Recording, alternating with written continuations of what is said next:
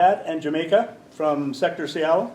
You're going to give the presentation today, and it's all you. Thank you. Hello, everyone. Hello. Hey. So Chad and I work at Sector Puget Sound VTS, the Vessel Traffic Service Center. So today we're here to help you understand what you can get from us and what we need from you as well. So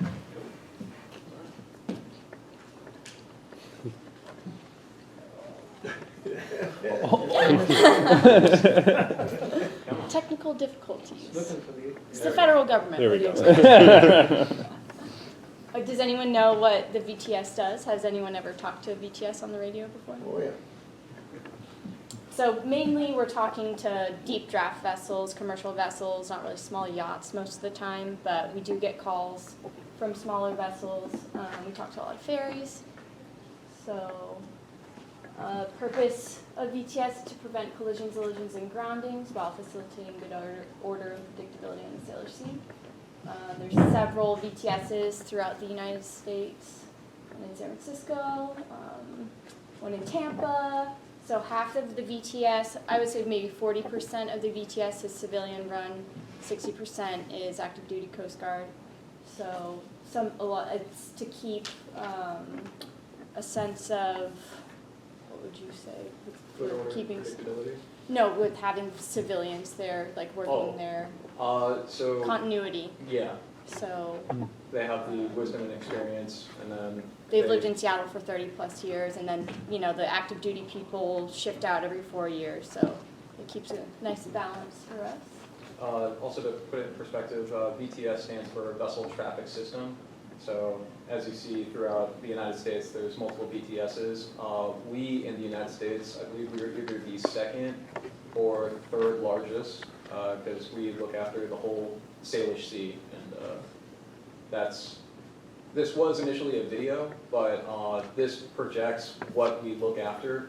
And those green dots in the video, you would see them slowly moving across the screen.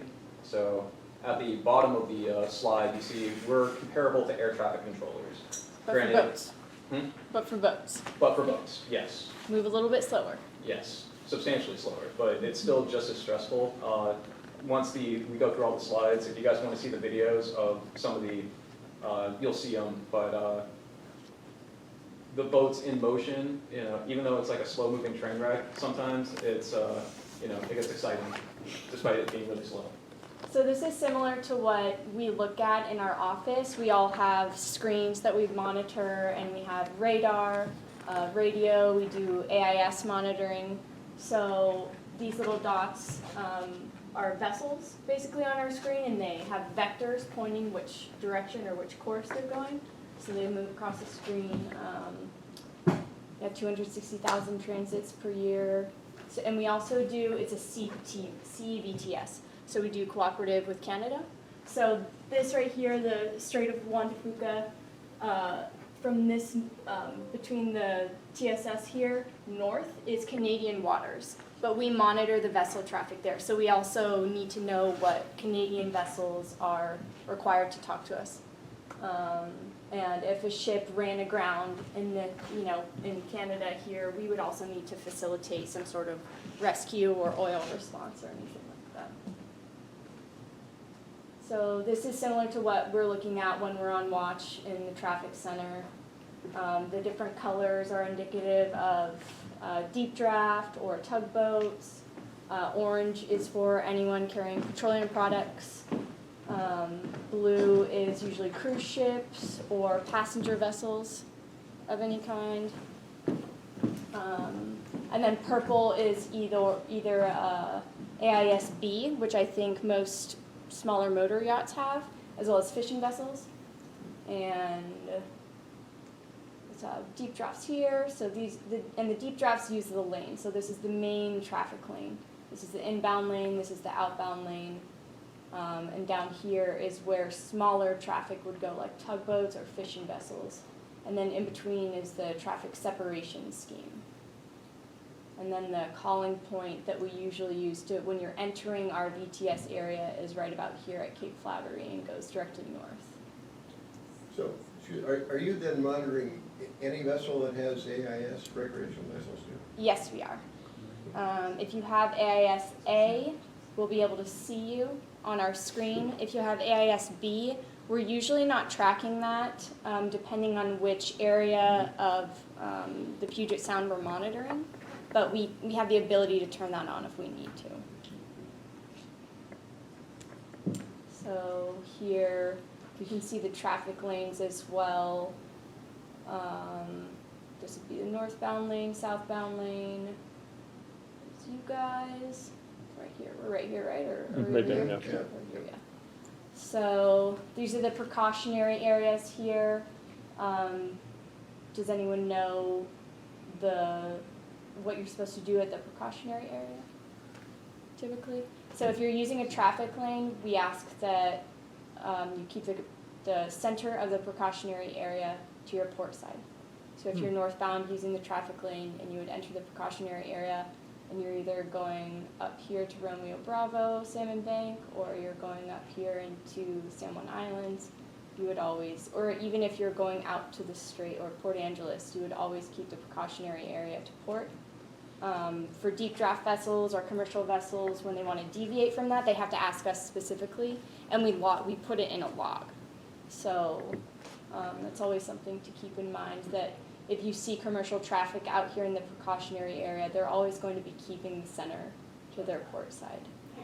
To help put it in perspective, imagine all those being streets and the precautionary area being an intersection, you know? So when you're out there on the water, all you see is open water, but for the mariners that we're monitoring, they have, you know, electronic charts, paper charts, and when we talk about the traffic lanes, those lines there, that's what we're referring to, and then for precautionary area, you know, it's like approaching an intersection, so there's a protocol, there's an orderly way to, you know, who has the right of way and everything, and that goes to, you know, the call regs and safety at sea.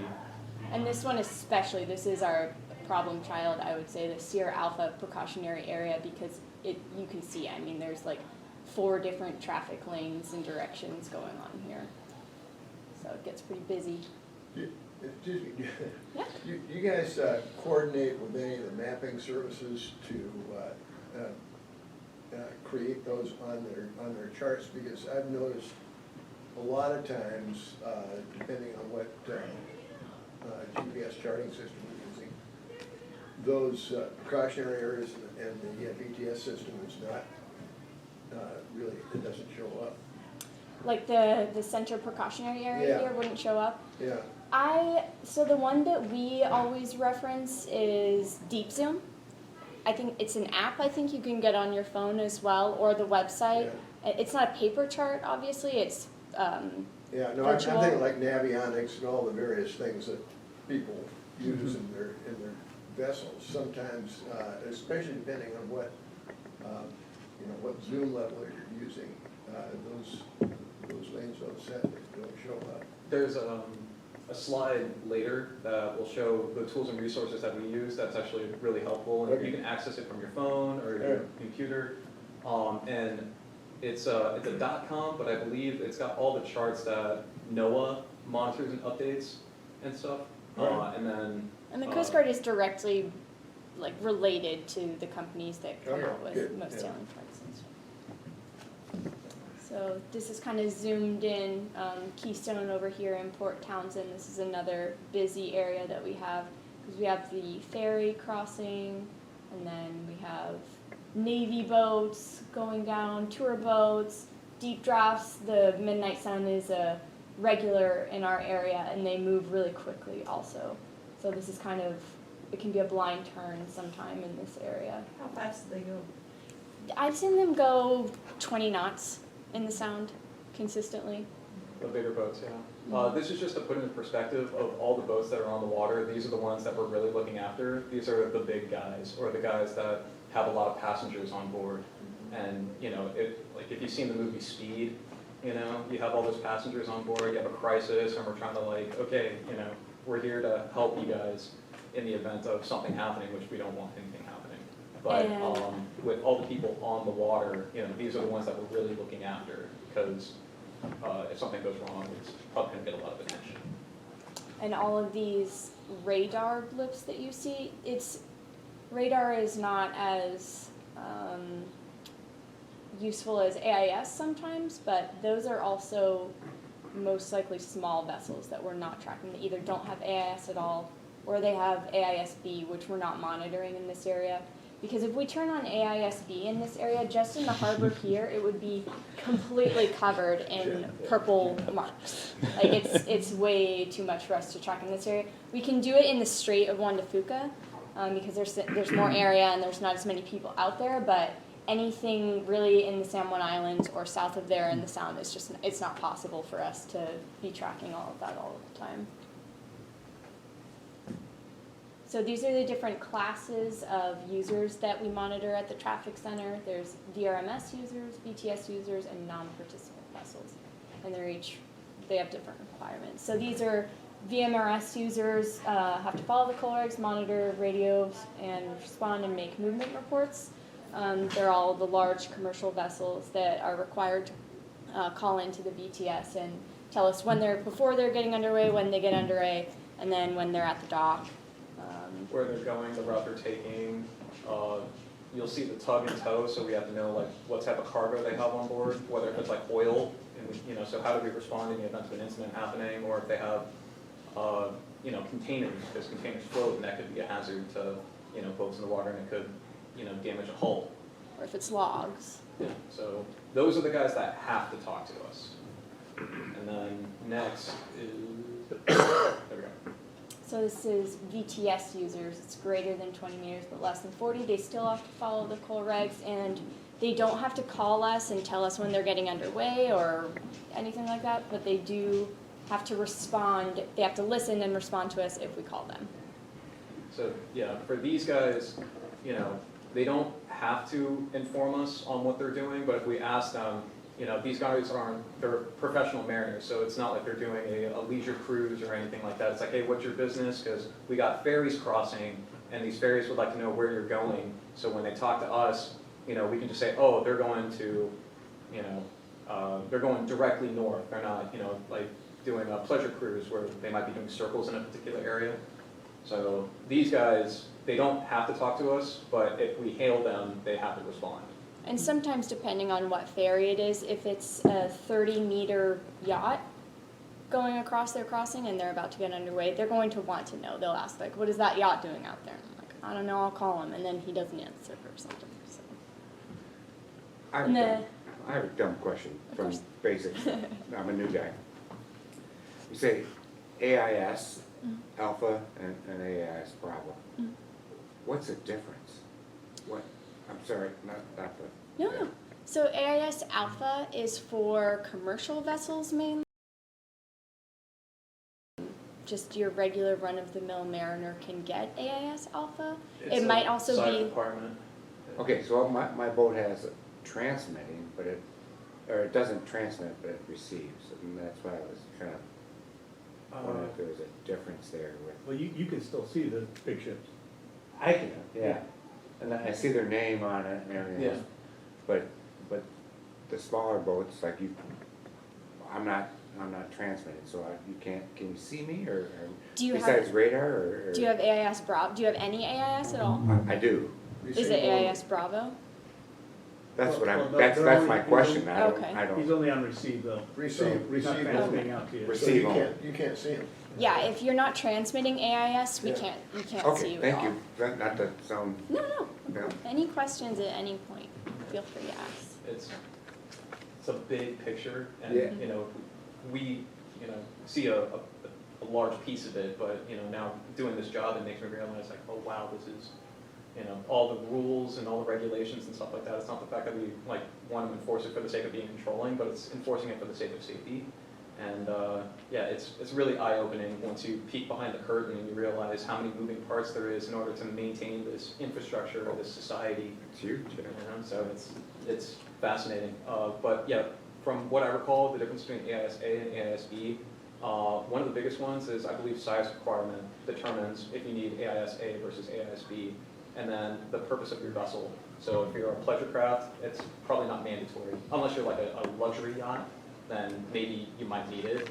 But yeah, I think that's pretty much it. Okay, thank you. Yeah, so it's kind of going over the same thing. Only VMRS users need to do movement reports with us. Typically, only VTS users and VMRS users need to listen and respond, but it's nice when everyone listens and responds. So yeah, the VMRS users have to do all three of those, the green, the red, the yellow. The yellow only has to do the yellow and the red, and the green, sorry. And then for the green, all you have to do is the green. Everyone has to follow the cold regs. So, Yeah, so at the center, the straight sector, I think I mentioned, was from Cape Flattery all the way to where the buoys over here start, Sierra and Romeo buoys, where I would say Dungeness Spit is north. And then north sector is everything east of there, including the San Juan Islands, and it covers the east side of Whidbey, and Everett over here, and the Mukilteo ferry crossing, and Possession Point is where that cuts off, and then Marrowstone over here, Bush Nodule is where that cuts off, and then south sector is every single thing south of that. We have, it's called Deep South Sector down here, but basically south sector is the whole Puget Sound. So, yeah, this is just another picture. So this is exactly what we're looking at work when around the straight sector. We're looking at vessels using the traffic lanes. If there's a sailboat race, we might have AISB turned on. And during the summer, I think there's a big sailboat race actually out here where we have it split into grids, and we report every, I think, half an hour or hour to the deep draft vessels about where the sailboats are transiting, because they do a lot of this, and we want to tell the deep drafts. That's a Swisher race, Memorial Day weekend. Exactly, yeah. So we monitor that pretty closely and make sure that all of these deep draft guys know about the crossing back and forth and everything. And then in the north sector, up in the San Juan Islands, we have what's called the Rosario Strait Special Area. So because it's environmentally sensitive, we have rules and regulations that require deep draft oil-carrying vessels to move in a certain way. They have to have our permission to transit through the area, and tug requirements, and just to really protect the natural beauty and resources up here. So that encompasses this whole area. The oil-carrying vessels are not going over here, so that's why it doesn't extend. And this is what we're looking at in Elliott Bay, all the way down to Commencement Bay in Tacoma. The traffic lanes, pretty straightforward over here. A ton of ferry crossings. The Bremerton to Seattle ferry crossing is a big one. Eagle Harbor to Seattle. Vashon Island to Fauntleroy, that's a big one. And then there's one from Vashon Island down to Ruston as well. And this is what I was talking about, deep zoom. So we use this at work a lot. It's good for tides as well. And it also, we had in our video, you can zoom in and it'll show you exactly where the traffic lanes are, and it'll show you reefs, it will show you the depth. Like, it's basically a virtual chart. So I think you can get in an app. You can definitely use the website. We use it all the time at work. So I would definitely recommend to use this if you ever need a virtual chart of any kind.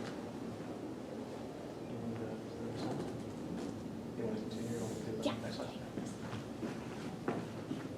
Yeah, so I made the PowerPoint. So in this video, if you guys want to see on her laptop, you'll see you have the ability to zoom in on this app or this website, and it will show you, the inner chartlets and all the obstructions, the shoal waters, the reef, and even the traffic lanes. So that's the thing I really want to emphasize, the traffic lanes, because like I said, when you guys are on the water, all you see is open water. And when you hear us calling you on the radio and we say that you're northbound in the southbound traffic lane, you're ultimately driving on the opposite side of the road, and it's like, hey, for safety purposes, you might want to get on the shoulder.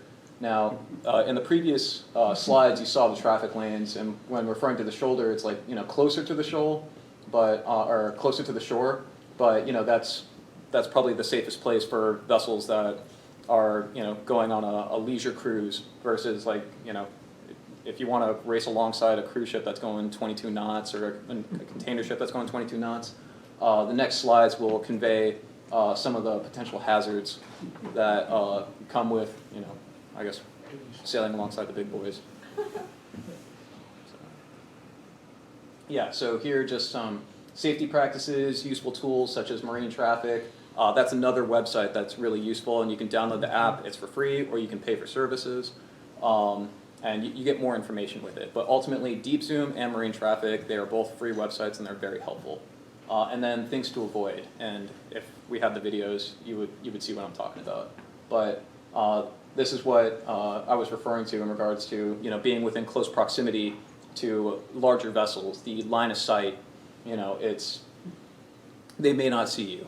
So how I like to put it into perspective is think about trucks, buses, large cars on the road, and you're driving by. It's kind of nerving, and they're paying attention, but they may not see everything. And for us, you see our display, we're paying attention, but we don't see everything. So safety is kind of everybody's responsibility, because nobody wants anything bad to happen. So we're just dotting the I's and crossing the T's.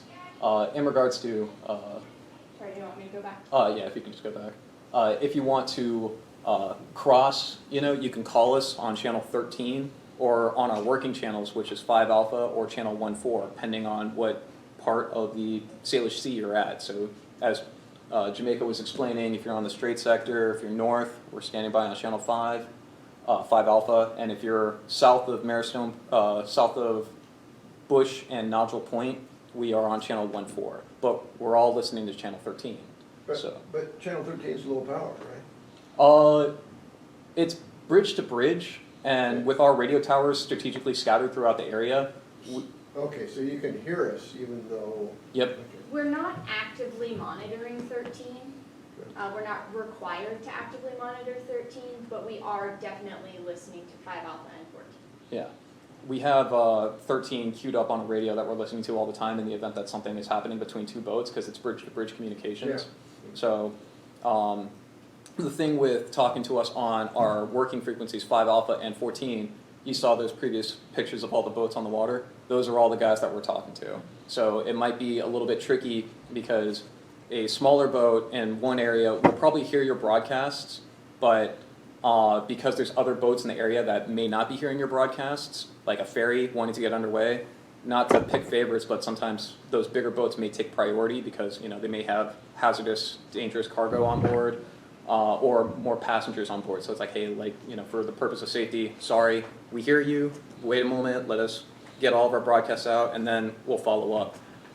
Another way you can reach out to us is you'll see phone numbers that we have that you can call if you need an immediate response. But if you don't want to call us, going back to those useful tools and resources, the marine traffic and the deep zoom. So next slide. So these are just Rule 10 for the call regs, the traffic separation scheme. That's the kind of like on a highway or on a road. There's the median. So sometimes you'll see boats here kind of hanging out and loitering or fishing or whatever it is. We can't really regulate them to stay out of it, but it's just for the purpose of safety. It's like, hey, keep it clear, because in the event that, for instance, you got one of these big guys that loses propulsion or loses steering and they cut their engines off, they're kind of going to here, which is kind of like the neutral area, instead of blocking traffic and other northbound, because you saw all those boats on the first couple of slides, it's like driving on the freeway. Somebody gets a flat tire and everyone's going in the same direction, going anywhere from 60 to 80 miles an hour. It's kind of scary. So they either got to pull off to the shoulder, which would probably be over here, or pull into the median. So the shoulder, would be for pleasure crafts or slower traffic, and then the median is the neutral area, because it's also deeper. So so when crossing, we would prefer that you cross at a direct intersection versus trying to, cut diagonally across. So it would limit the time that you are blocking the lanes and just overall safer. But if you have the tools and resources, use your best judgment, because we're looking at it just from a monitor standpoint where you're on scene. So, yeah. So this is what marine traffic looked like last week. They recently just updated the website, so I'm a little bit upset that, but so with this shows all the boats that are on the water, which, it's a lot to look after. So it really puts into perspective when, I say we're like air traffic controllers. Yeah, air traffic controllers, what they deal with is really stressful because it's a lot faster, but what we deal with is slower, but so much more. And, all these different colors represent different purposes and responsibilities or duties that each of these boats are performing. So normally whenever you see like a red or an orange, it's either dealing with certain dangerous cargo or detergents, oils, any type of fuels. The green, I believe, is like moving cargo, so container ships. The blues is either law enforcement or cruise ships. So these are all, businesses, or how someone put it into perspective for me was, this is kind of the way the world works. Yeah, commercial traffic, this is, the way that we get our groceries, how we get our Amazon goods. This, so it's kind of fascinating, but also overwhelming. So this is just if we had the video, you would see us zoom in. And this website here gives you access to see the basic information of all these boats that are required to participate with us. So like Jamaica was saying, when a boat calls us, they tell us where they're departing from, where they're going. And with this, you can see where they're coming from, where they're going, how fast they may be going. So it's definitely a really good resource. When we lose we call it a pause system at work that we use to monitor vessel traffic, when sometimes that will go down because of federal government, we'll use marine traffic in its stead. So we also use this to monitor vessel traffic.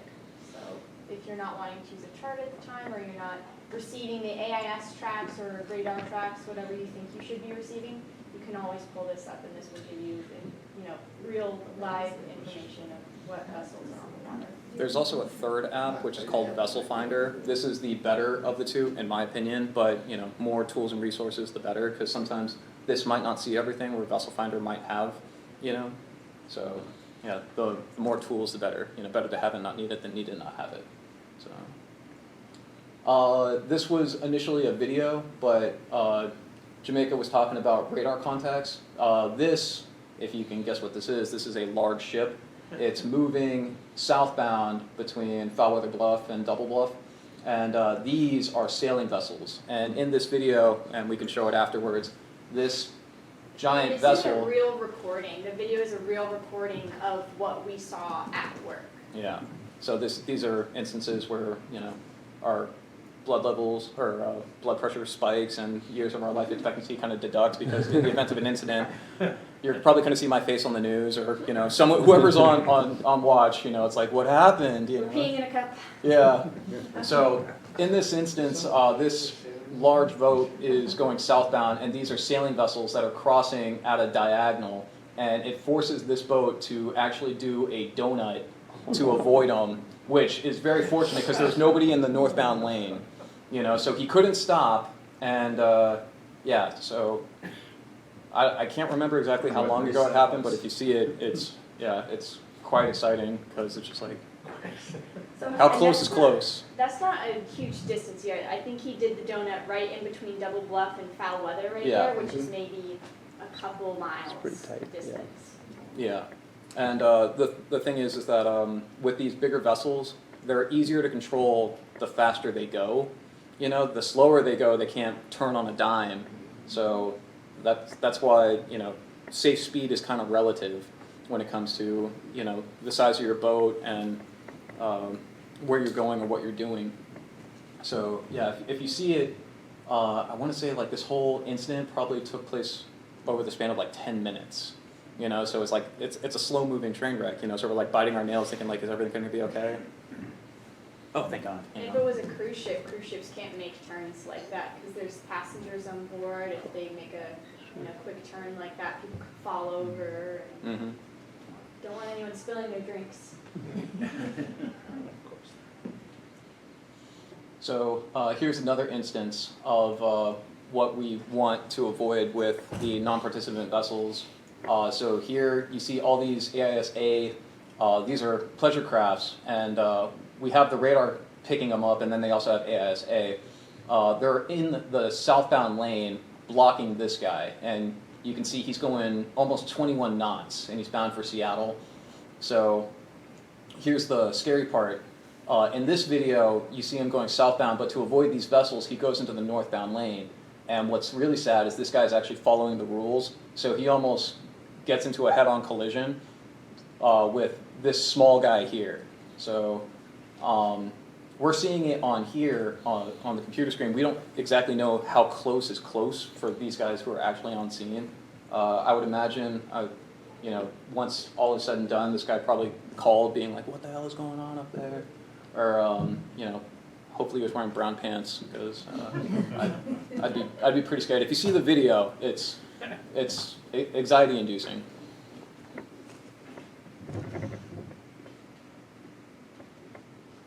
So, as Jamaica mentioned earlier, if we had all of our displays up to show every boat, we would see nothing but purple. Now, in this video, which if you guys want to see it later, this is a sail race that's supposed to be happening. So all these guys, depart from Shilshole, and then they cut across from the traffic lanes here to Jefferson Head, and then they go to Edmonds, because it's a sailing race, so they're touching their bases or their markers. And you'll see some of these boats that are trying to weasel around them. But if you see how many purple contacts are, it almost reminds me of, like, if you ever gone on a field trip with a bunch of kids. It's like, stay together, please, stay together. But for us, this is all we see. So when we try and maintain safety, hopefully there's a sponsor boat or a boat that's responsible for everybody involved, and he's able to keep in touch with all of them, because those are the boats that we're normally talking to. So if you see the video, I think it's a race that's a couple of hours long, and how far they go and how many boats that they go around, or how many boats that go around them, is the thing that we want to emphasize when it comes to safety. So, yep. So this is the communications that we have. So the working channels I mentioned earlier, and the phone numbers. So if you can. Jamaica explained earlier, depending on what area of the Salish Sea you're in determines what frequency that we're working and listening to. So as you can see, the outside the Salish Sea, when you're in the Pacific Ocean, that's Prince Rupert traffic. So for the commercial vessels, the bigger ships are talking to Canada. And then once they cross our threshold, that they're talking to us. And this whole area here, as Jamaica explained earlier, that is the Strait sector. Once you're in the San Juan Islands up here north, that is the North sector. So two people over a large distance of water, I believe this is 60 miles here, and then from here to here, I don't exactly remember how long it is, but that's a lot of water that we're listening to and a lot of people that we're talking to. So two people are sharing one circuit, so if you're trying to get a hold of us, we apologize to keep you waiting, but this is why it's a lot of area that we're listening to. And hopefully, if you can hear us talking to other boats, it's a lot of the times we hear a lot of things. Call them back. Yes? Yeah. Like it happened at night. Also the thing to put into perspective, going back to Strait sector, each sector has its own unique challenges. So with the Strait sector, I consider it the highway. And what makes it challenging there is the fact that we're dealing with foreign boats. So foreign boats from different countries, and there's a language barrier. So we're probably talking to somebody who isn't fluent in English, and we have to pick our words wisely, talk slowly, and explain a very complicated process in as simple words as possible. So that's one of the challenges. It takes a lot longer to talk to foreign vessel masters versus especially if a deep draft is out by Cape Flattery and someone's calling from Bellingham, we're on the same channel, and so if me and Chad, if I'm on Strait Sector and Chad's on North Sector and I'm talking to deep draft out of Cape Flattery and someone's calling Chad up in Bellingham, that person in Bellingham isn't going to hear the deep draft vessel, so they're going to think they're being ignored, but really we're just talking to someone else. And But you hear both, yes. We do. because you're repeaters, Yes. but they're not going to hear. Yep. Right. Yeah, so that's the reason why, yeah, we hear it all, but we have to respectfully wait our turn, as in like, hey, are you done? Okay, go on. So that's the challenge for Strait Sector. North Sector, it goes back to the special area.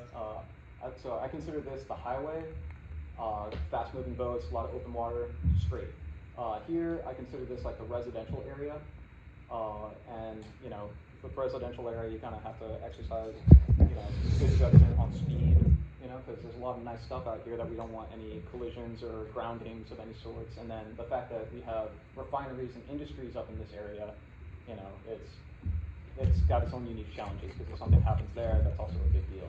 And then down south here on Channel 14, I consider this, you know, the downtown area, because you have all the ferries, you have a lot of pleasure crafts, kayakers, tourists on the water, you know, so each area that we monitor has its own unique challenges. There is no one specific area that's easiest. These are channels on the radio, right? Correct. How do you get to 5A? I thought it's just 5. So there is 5 and 5A, or 5 alpha. So from what they told me, the alpha is United States or American. US mode. Yeah. So 5 is international, and then the 5A, I believe it comes in a little bit clearer, which we can still hear you if you're on 5, we can hear you on 5A. And I believe if we hail you back on 5A and you're on 5, you can hear us. It's just, It's a sub-channel? I believe so. Yeah. I believe it's, I think it's a certain encryption, but it's not like any classified circuit that I know of.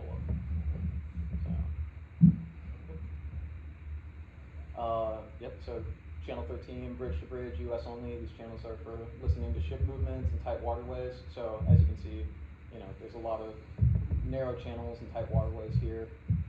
Going back to talking about the other BTSs throughout the United States, this is why we are one of the biggest, you know, looking after all the serene, beautiful environment that we have out So there.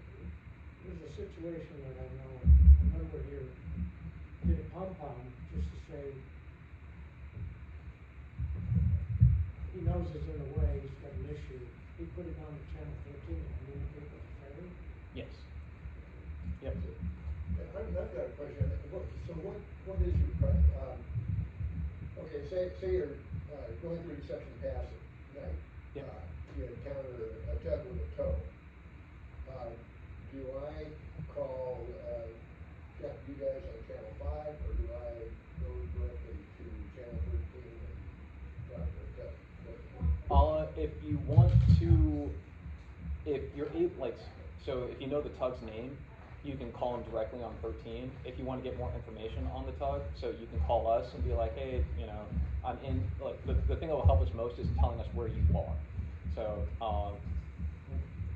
out of this whole area that we look after, they have us memorize 350 geography points.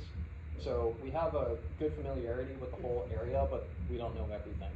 So if you tell us where you are, so if you tell us, oh, there's a tug in Deception Pass, where's he going and what's he doing, we can tell you the basic information that we have, where, okay, they're going through Deception Pass and they're going to Everett.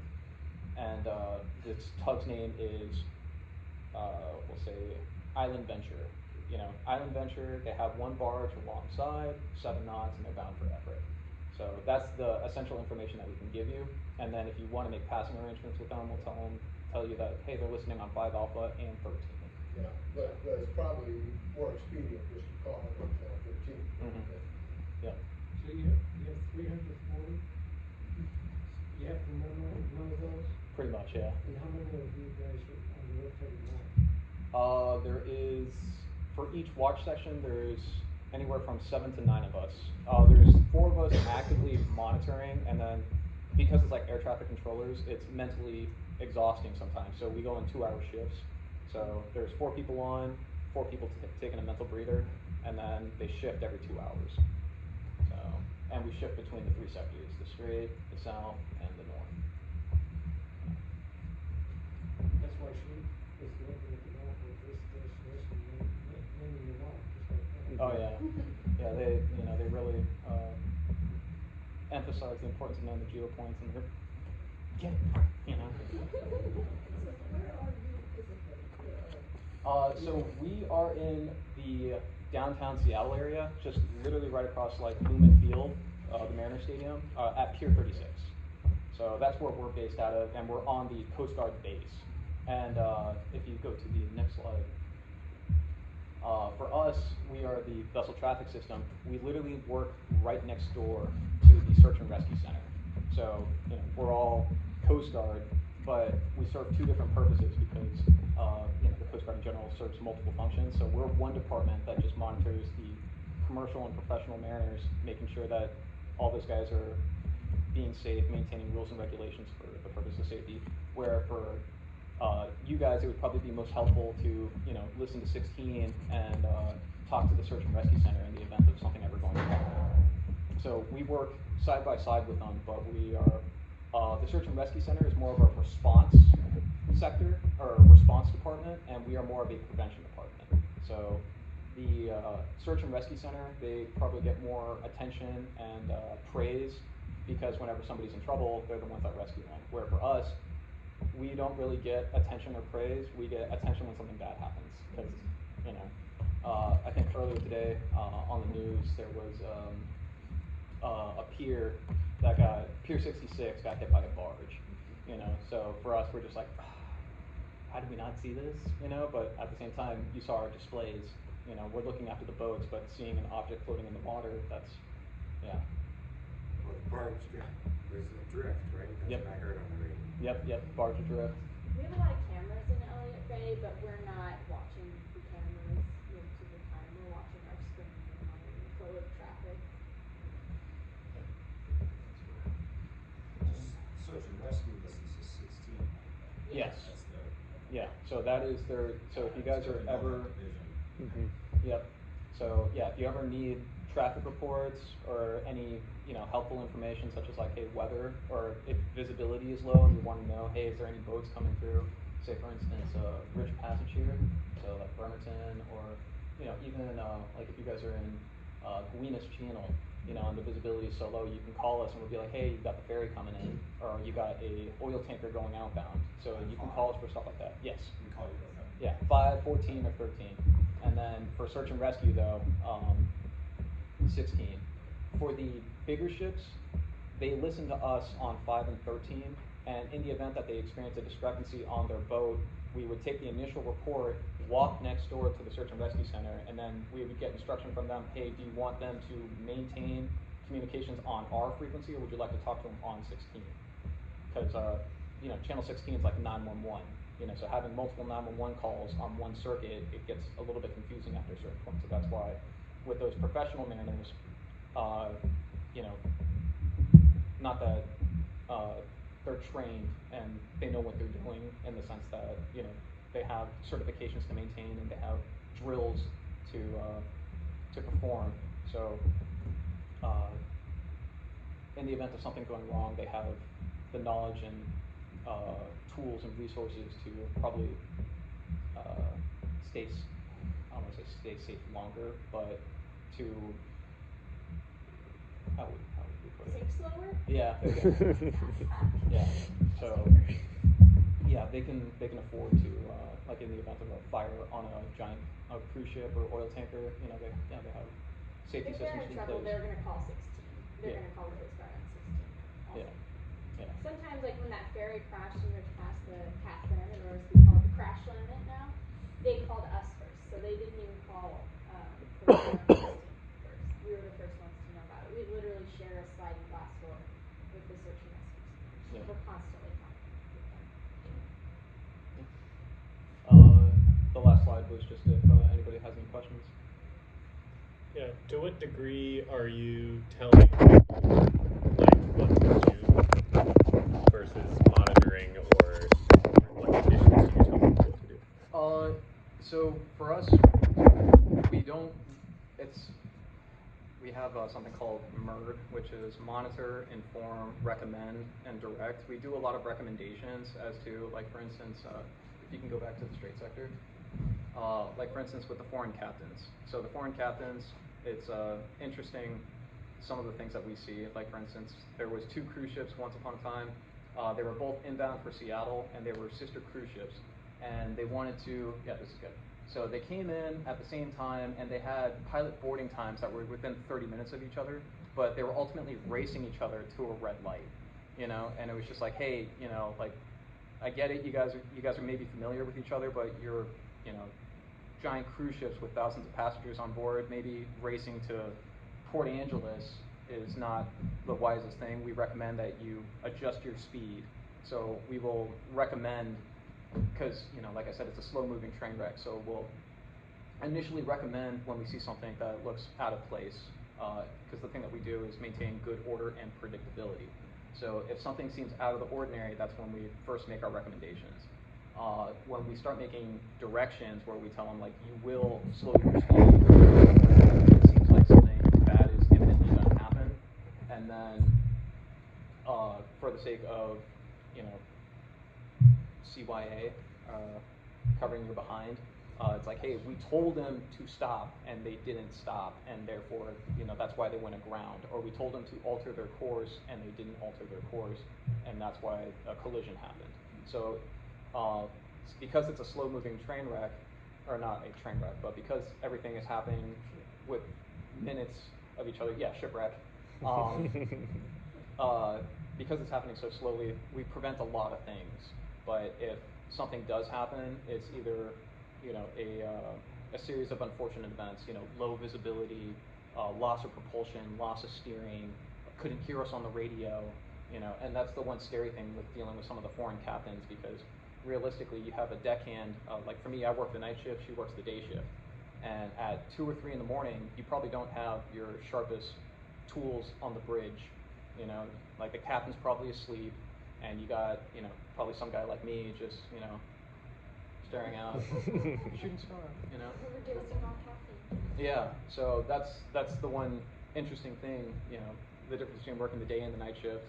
The day shift is substantially busier, but the night shift, when things happen, there's less resources and less help to, you know, give you guidance and stuff like that, because everybody's asleep. So that's when we provide direction, when it's like, hey, look, like, I feel like we didn't have a choice. If we didn't act, something would have happened. At which point do pilots have to take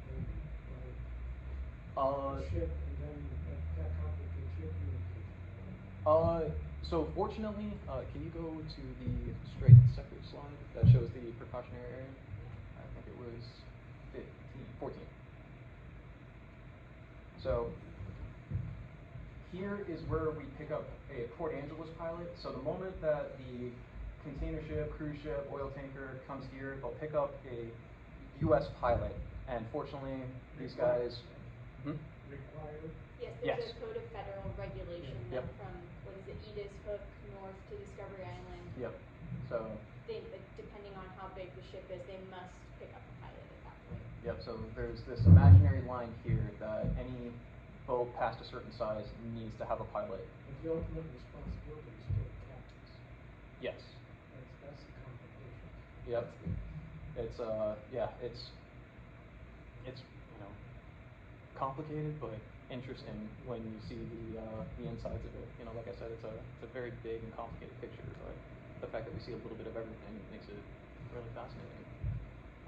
So yeah, for Port Angeles, this is where they pick up their pilot, and then once they get past this point, that's when, if you want to talk to one of those cruise ships, if you hail them on 13, you're talking to an English-speaking pilot. And then here for Victoria, that's where they pick up their Canadian pilots. And I believe on every commercial vessel, they're required to have one fluently English speaking crew member on board, and I think that's normally the captain. So,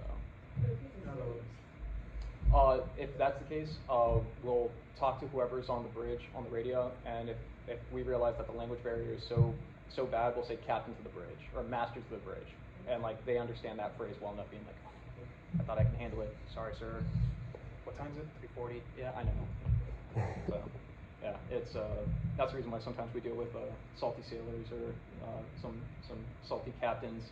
Oh, VTS isn't listening, so that's why they throw their jabs at us, and it's like, okay, well, yeah, that's why we're here. Any other questions?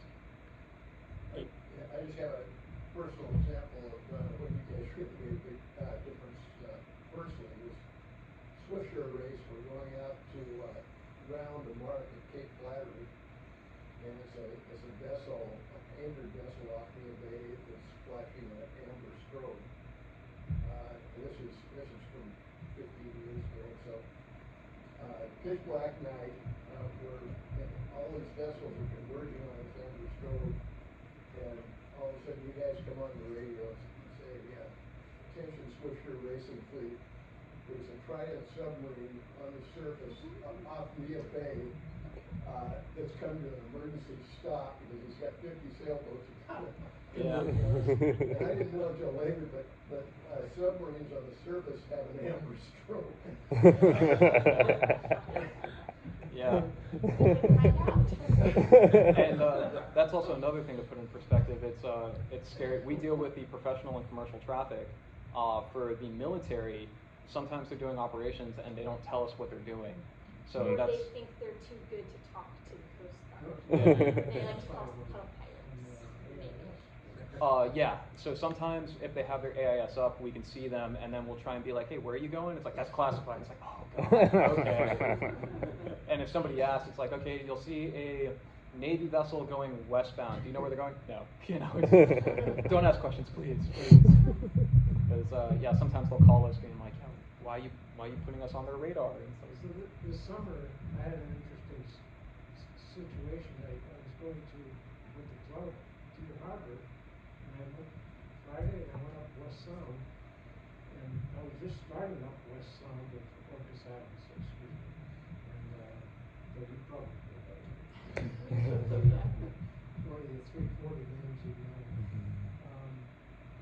A destroyer comes through westbound, and he turns up, and he's coming through, I forget the pass, south of Orcas, as if he's going to San Juan Island. And he turns north up to West Sound. Past us, I couldn't believe the weight a destroyer gives for one. I served on that in the past.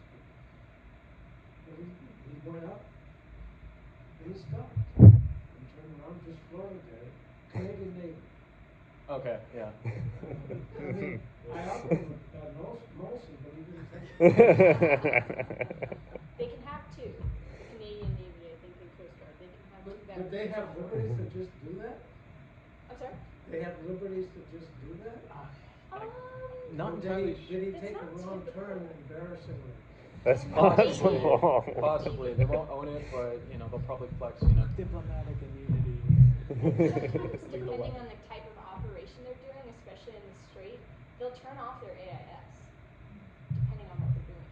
Yeah. So we can't even track them at all. We can Just see them on Memorial Day radar maybe. weekend, Yeah. So they're allowed to just turn off their AIS. Sure. Yeah,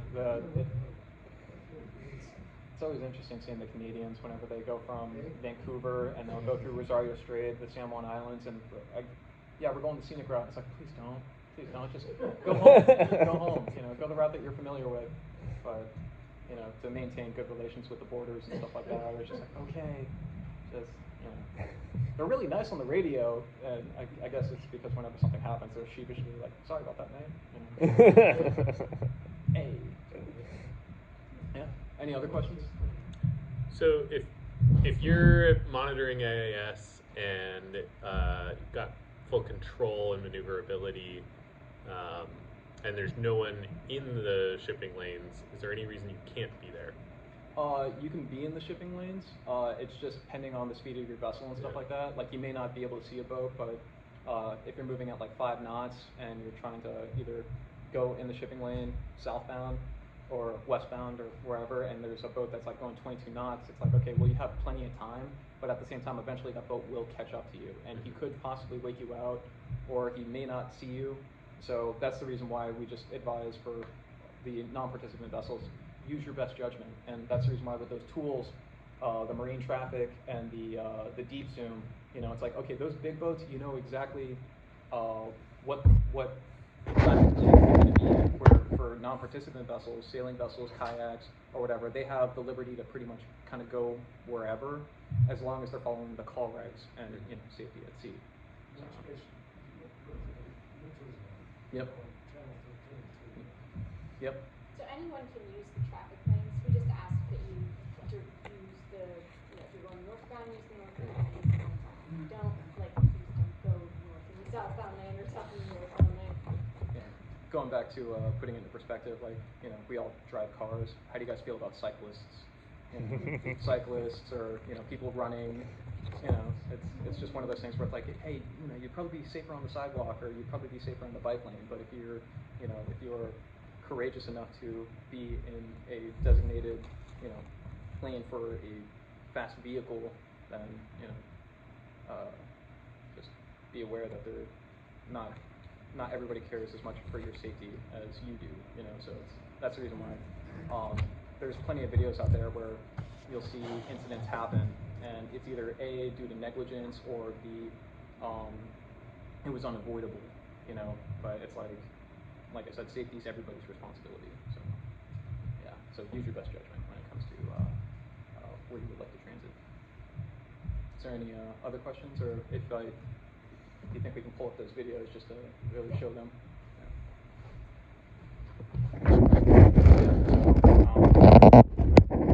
Myself and Jamaica, we've been at the BTS in Seattle for 2 years now, and since being at the BTS, we've seen a lot of colorful things. If you guys remember, in 2021, there was a container ship that lost 90 containers on board and ended up going all the way to Canada, and it was off Victoria for I think 2 months because they had a ship fire, you know, and the 90 containers that were just floating adrift out at sea. People were, you know, recovering some containers with some Amazon merchandise, and I think shoes got turned up or something like that. But that was the Zim Kingston, and that was back in October of 2021. If you guys remember, there was the unfortunate plane accident that happened in Foulweather Bluff. You know, so those are things that whenever something like that happens, we try and tell all the commercial vessels, hey, transit the area with caution. And then for those non-participant vessels, the sailing vessels, the kayaks, and everything, pleasure crafts, you know, we can only hope that the Coast Guard on 16 is doing either their UMIBs, which is the Urgent Marine Information Broadcast, or the RMIBs, which is the Routine Marine Information Broadcast. And I believe they make those broadcasts every day at 7 a.m. and 7 p.m. So, you know, a lot of helpful tools and resources. We're also starting a pilot program in the traffic center where we're doing cetacean monitoring. So this is kind of like a new thing. They just came out with new legislation that we're now required to track whales. So if you guys are interested in that, we recommend to download the Whale Report app. And it's an app, and you can fill out a form if you see whales out there. It'll come to our desk, and we'll be able to relay that information to the commercial traffic and deep draft vessels that maybe don't care as much about that sort of stuff. To answer your question about AIS, I remembered this after you were talking about it. Class A is prioritized because it's commercial traffic, so, and it's transmitted at a higher rate, so it's more often, and partially because they're traveling at higher speed, because so you need more information to know where they're at. And then B is lower priority and less often. So if you're Class B and sitting at the dock and moving, it's as like not as often as an hour between data reporting. Yeah. Is there, okay, is there any reason that where I should transmit versus just receive? Yeah. We got set up to transmit so that we could be seen, because we're small and we're in areas where and like out at night and things like that. It makes it so that I don't know if they're watching Class B, you know, but if we can be seen where we might not be seen just by our lights or other ways. Yeah. Like some. Certainly if you're in fog. Yeah. Pardon me? If you're in fog, Okay. Yeah, like some fishing vessels, they turn off their AIS because they're fishing in a spot and they want to keep their operations secret, so nobody knows their spot. Well, I'm a cruiser. I have a cruiser. Cutwater, so I know all the sailing is. I'm going much faster than. Thank you. That's good information as far as. Oh yeah, no, thank you. You know, for us, there's so many things that we like try to remember, and it's hard because there's a lot of like numbers or sizes, and the worst part is between us and Canada, they use the metric system, and we don't. So it's like, wait, 65 feet, is that 20 meters? I think, you know. So. They're like, what is a foot? Yeah. Like, are you using your foot? Yeah, we want to lose it with that. Oh yeah. No, that was all of our slides. If anything, I'm trying to figure out how to get the videos playing. Are they not playing? It's loading.